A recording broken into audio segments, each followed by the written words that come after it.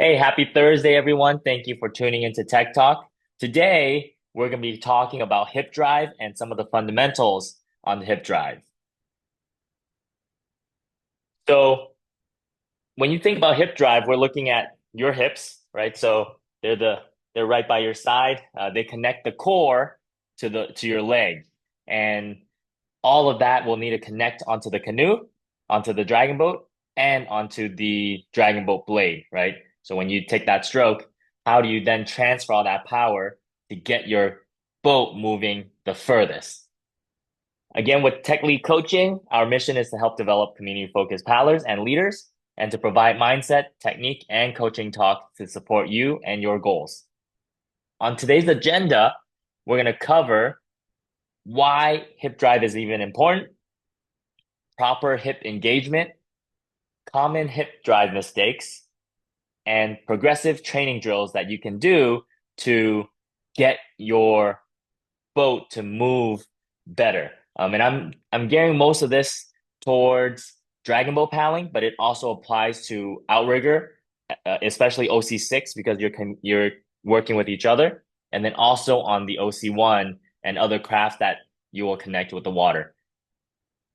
So why is hip drive important? When you look at hip drive, the reason it's critical is because it is fundamental to helping you generate power from the stroke that you're taking. All right. So when you enter the paddle into the water, in order to transfer that power to the boat moving forward, it has to go through the rest of your body. So it's going to come through your upper body, then it has to go through your core and your hips to then connect the lower body into pushing the boat forward. And so it's super important that it connects and that it generates power for you moving forward. The hip drive is also important because it increases the power for you while reducing the injury risk. Again, the core and the hips are very, very strong. It connects, it keeps your whole body structure tight. And so the more you're able to use your hip drive, especially in this sitting sport, the more power you can generate without causing injuries to the smaller muscles that the power will go through along the way on that path. So note that small adjustments with hip usage can already lead to significant power gains. And so we're gonna have drills at the end of the presentation that you can practice even at home, even when as I'm sitting on my chair, I can practice it so that you can get the muscle memory to do it on the boat as well. So when you look at proper hip engagement, what we're looking for is that you're connecting your glutes to your core and to the paddle power, right? When you connect the paddle, how is the rest, assuming you have a strong catch, assuming everything else is solid, how do you then transfer that power through the top of your body, through the core, through your glutes, through your hips, through your glutes, all the way down to your legs to move the boat forward? There's an important difference here in terms of hip hinge versus hip rotation, right? Hip hinge is just getting your belly button to touch your thigh, getting your belly button to go towards your leg. That's the hip hinge, right? So if you look at me right now, I'm square to you and I hinge forward using my hip. That is a hinge. With the hip rotation, it's more than just leaning forward. It's also giving a bit of a twist to it, moving your hips. So if these were my butt cheeks, my right butt cheek, my left butt cheek, they're moving in this way. You see how they're twisting? That's where the rotation is. You need both the hip hinge and the rotation to generate the power that we're looking for on this sitting sport.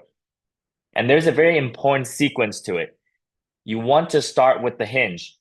Some people don't have hinge for their team. That's okay. And some people have hinge for their team. The idea is that you do need to get your body slightly forward so that you can get that stroke started. Note that with the hinge, you want to still keep your back as one solid plane.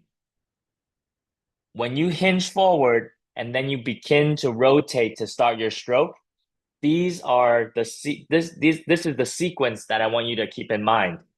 Your heels have to be connected to the boat, right? And this is valid for dragon boats, right? On the dragon boat, you don't want to point with your toes. You want your heels connected to the ledge in front of you. On the OC6, if you're in an unlimited and there's a foot pedal, you want to be able to make sure your heels are completely flush and connected to the boat. If it's a spec, making sure your feet are face down flat onto the boat and that you can drive off the heel. And then, of course, on the OC1, same thing, making sure your heels are pushing against the canoe, not your toes. Your heels will be where it's most connected to the boat. Okay, so with the rotation, you want to make sure the heels are connected, then your hips are connected, and now you can twist your hips.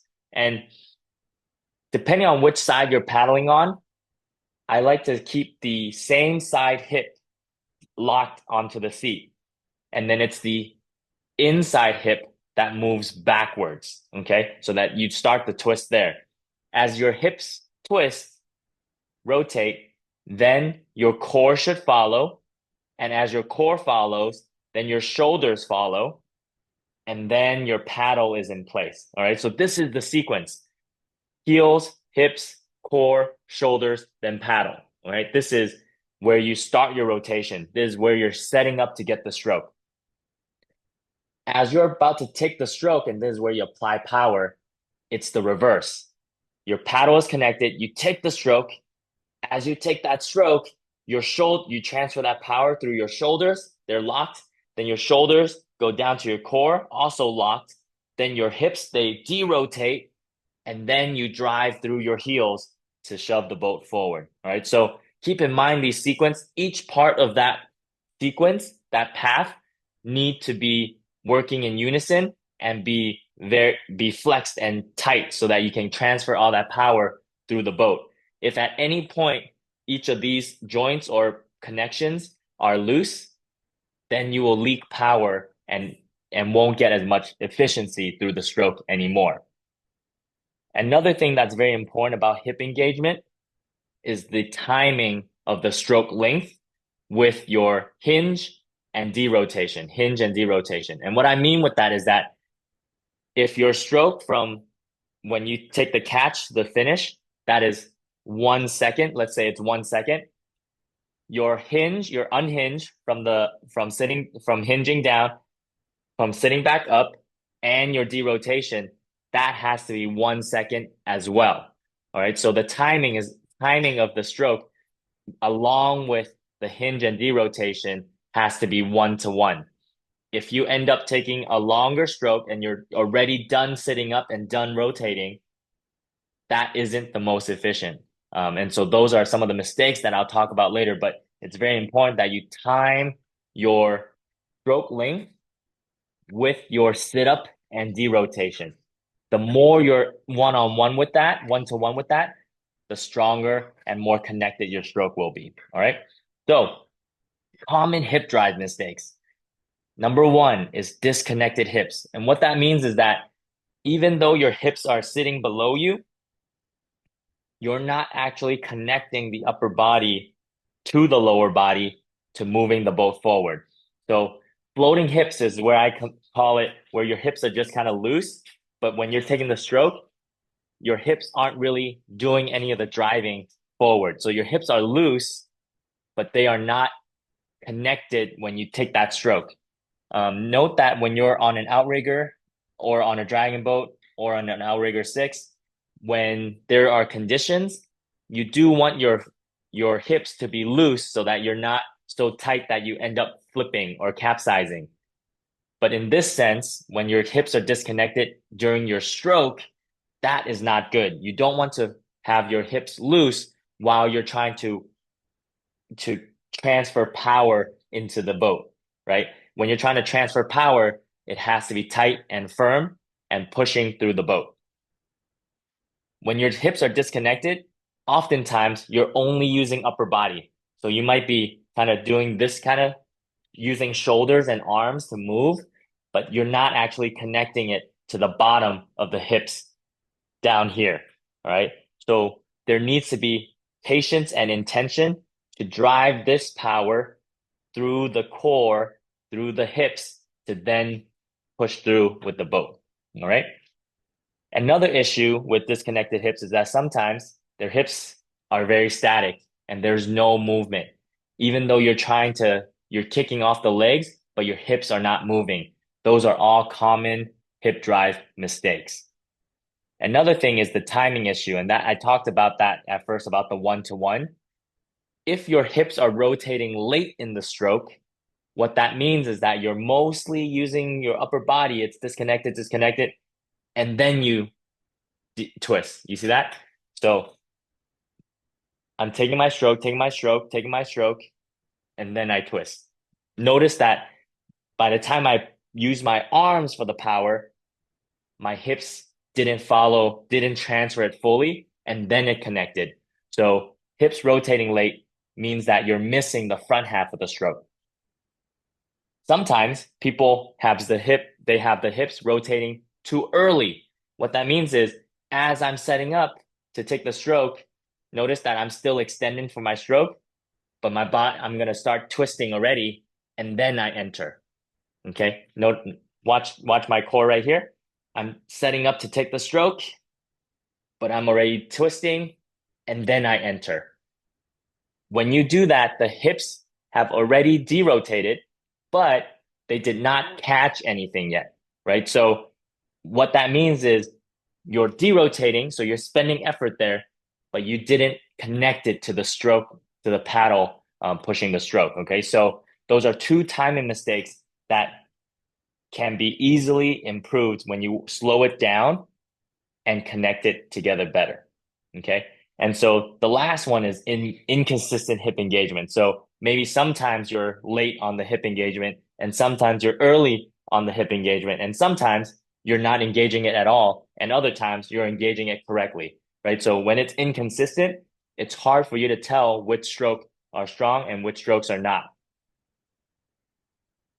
Another common hip drive mistake is form problems, right? If there's issues with the form itself, meaning, okay, so for example, if there's excessive hip movement, meaning maybe some people are really focused on, I need hip drive, but they're almost over rotating and overdoing it. So for example, if some people overlead with their shoulders, instead of being strong here, they might do something like this, where they like overdo their shoulders. If you're overdoing your hip rotation, you might be like twisting way too far, that rotating way too far, that you're actually out of your power position. So just being careful with knowing that where your hip drive needs to be. And then another problem is if there's insufficient rotation, which what we talked about with static hips, your hips are actually not even moving, then you're not actually using hip drive. And the last thing is poor posture. Um, if your chest is too far out and that you're arching back, that's gonna take away your ability to use your hips. If you're hunched over too much and your core is collapsed, you're not gonna be able to use your hips and transfer that power. If your hamstrings are really tight, you might not be able to use and maximize your hip rotation. So those are all things that maybe as have limitations on your body that might cause you to have issues with implementing that hip drive. And seat position could also limit it. So on the dragon boat, right, if your legs are too short for the seat, you might not be able to connect. If your legs are too long for a certain seat, you might have a tough time trying to engage those legs. So making sure you're in the right position to maximize your ability to paddle that canoe or that boat. Okay. So here are some drills that I have for you to work on your hip drive. The first thing that's most important is hip awareness. And these are drills to even get you to notice whether or not you're even using your hips on the boat in the first place. So I call this the hands-on hips drill. You're pretty much gonna sit on your craft, or you can sit on your chair. Put your hands on the inside of your hips. So that'll be like right around here. You're gonna sit down. Your hands are right here on your hip, and you're going to 5 times pretty much practice moving and shifting your hips. Okay, so I'm going to pretend I'm on the right side right now. I'm going to paddle on this way. My right hip is going to stay static. My left hip is going to shift back. This is my catch right here. Then as I take the stroke, I'm going to push my left hip forward, back, forward. This is my rotation, derotation, and just really practicing moving those hips back and forth. Make sure your heels are connected to the floor as well. All right. So you want to make sure as you hip drive that you're pushing down on the floor to make sure that you're actually transferring power from the hip onto the craft that you're trying to move. Okay. So your hand should move so that you can see and notice, oh yeah, I'm actually getting my hips to move. Right. So that's the first one, hands on hip. That's just to get you to even notice, am I even shifting my hips?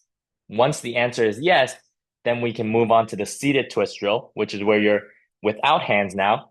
You're going to focus on just connecting the hips to pushing the boat, pushing the ground, right? You should feel pressure as you twist and derotate. And you can practice that on your chair, in the boat, on the dragon boat, on the canoe. Okay. And the last thing is to do a paddleless rotation drill. And this is where I actually set up my arms in addition to twisting my hips. So it starts with just having your hands on the hip. Then the seated drill, you don't even have your hands on your hip. You just make sure you're twisting, make it having power. Then you add in your arms as if you have a paddle. You're gonna set up, notice where your hips are as you take the stroke, shift those hips, and make sure you're pushing the legs and do that 5 times. Okay. So that's just to get you to be even aware of what your hips are doing during your stroke. Okay. Next, these are some drills to develop the hip drive. So once you have an idea of your hips are moving, next is to make sure you're doing it on the dragon boat, that you're doing it on the canoe. This is the exit, rotate, catch drill. And pretty much it's a pause positioning drill. You're going to break down the sequence and you're going to start with focusing on your hips. You're going to start at the exit. You're going to be at the exit position. You're going to rotate with the hips forward, and then go into your catch. And then at your catch, you want to pause there for a split second. Make sure your inside hip is locked, and your outside hip is locked, and your inside hip is back. Your heels are pushing down on the foot pedal, and then you're good. Then you relax, go back to exit, and do it again. And the goal here is to get that muscle memory where as you recover, your hips are following the position and then locking in at the catch. Okay. Once you have that drill down, the next drill is the hip initiated stroke drill, which is essentially a hit drill. At the catch, once you're in there, you're going to do a hit drill where you say go and you're going to take a big stroke, but focus on transferring the power from the paddle through your upper body, through your hips to then shove through the stroke and then exit, right? The goal is to ensure that at the catch, when you take the stroke, top arm really press down, really shift and aggressively push your inside hip forward as you derotate and shove the heels onto the foot pedal so that you move the canoe, or if you're drilling at home, that you shove the floor as much as possible. Okay. Make sure you apply a lot of top arm pressure so that you can really push through and transfer all that power to the boat moving forward. All right. So these are 2 drills to develop that hip drive. Notice that the first part was just getting you to be aware of even whether or not you're even using your hips. These drills will then push you to connect with the water and use your hips.